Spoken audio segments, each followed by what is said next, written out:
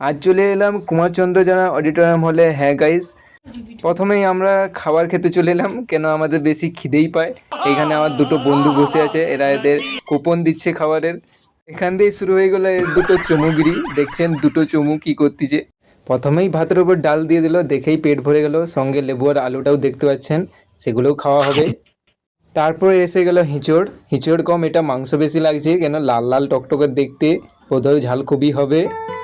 কিছুটা খাওয়ার পর আমরা ওয়েট করলাম কিছুক্ষণ, তারপর আমাদের ফেভারিট চিকেনটা চলে আসলো। আহা, দেখে খুবই শান্তি হয়ে গেল, চিকেনটা কারি কারি হয়ে গেছে।